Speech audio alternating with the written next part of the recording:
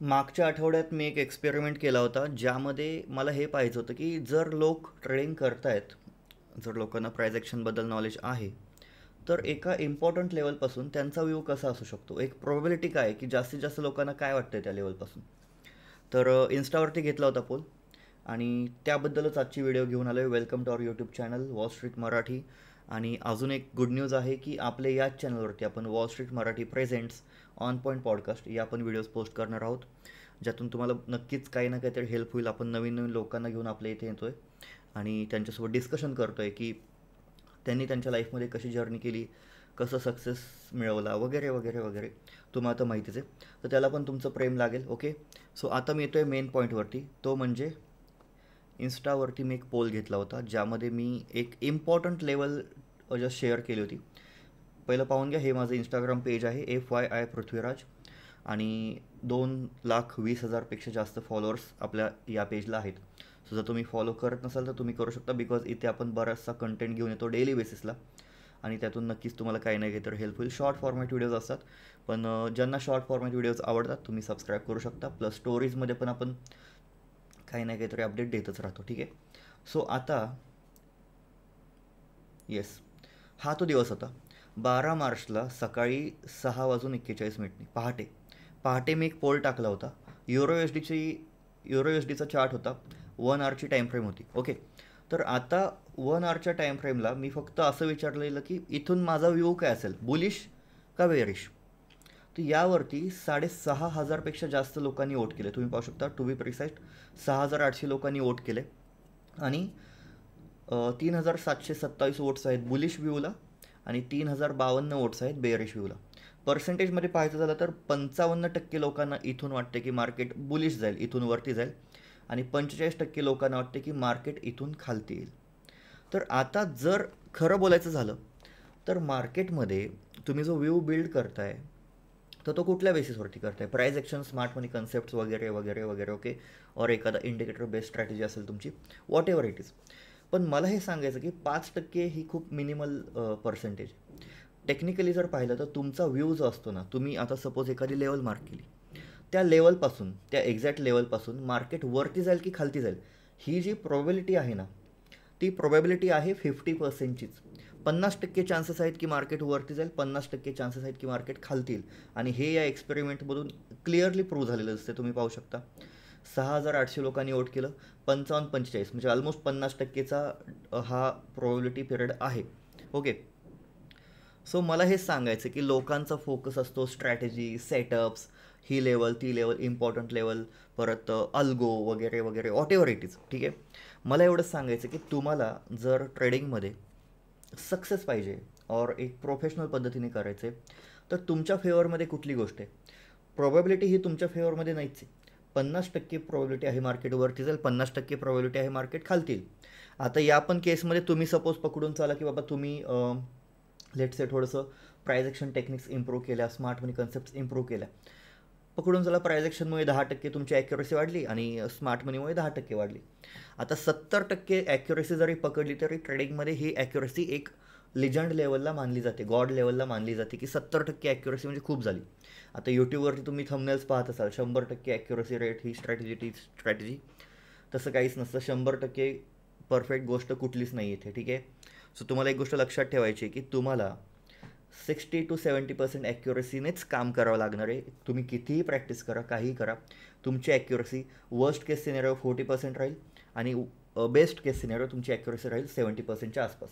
हे फॅक्ट आहे. ओके, आता येतो मेन मुद्दा, तो म्हणजे की येस, जर हे आहे असं, तर मग नक्की इनपुट कुठे मारला पाहिजे, कष्ट कुठे घेतले पाहिजेत, एफर्ट्स कुठे घेतले पाहिजेत. येस, ऑब्व्हियसली ती ॲक्युरेसी इम्प्रूव्ह करण्यासाठी तुम्हाला price action, smart money concepts या आल्याच पाहिजेत. पण तुम्ही जर ऑब्झर्व केलं, प्रोबॅबिलिटी हा जो गेम आहे तो तुमच्या हातात नाही आहे. तुमच्या हातात एक गोष्ट आहे की तुम्ही लॉस किती करणार.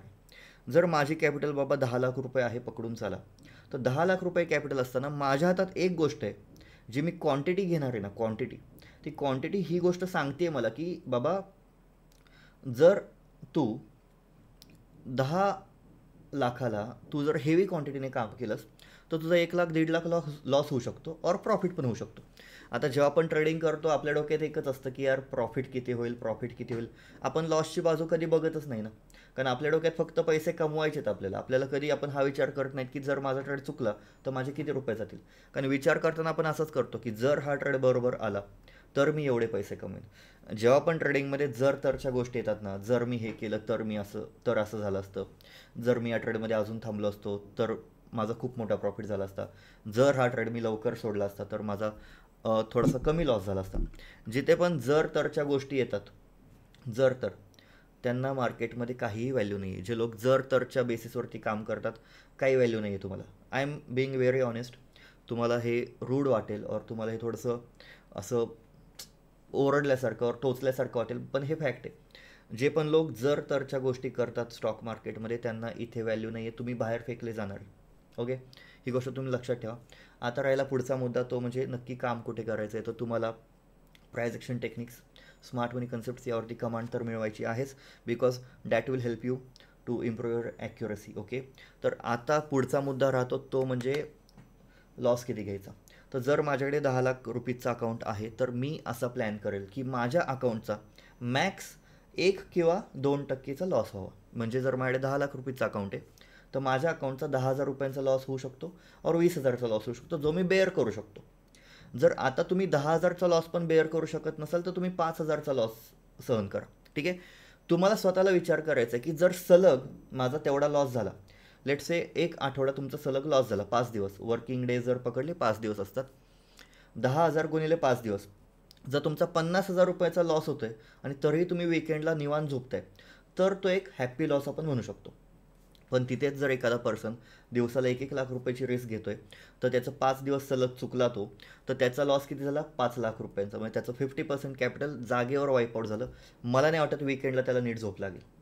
ॲट द एंड विकेंड आपण ट्रेडिंग का करतोय, आपण सगळेजण जे तुम्ही ही व्हिडिओ पाहताय, मला माहिती आहे जर तुम्ही ही व्हिडिओ पाहताय तर तुम्हाला ट्रेडिंगमध्ये इंटरेस्ट आहे और तुम्ही ऑलरेडी ट्रेडिंग या फील्डमध्ये आहात. तर मला हे म्हणायचं की आपण या फील्डमध्ये का आलो यार, एक चांगली लाईफ जगण्यासाठी. एक आपण असं म्हणू शकतो की एक चांगली लाईफ प्लस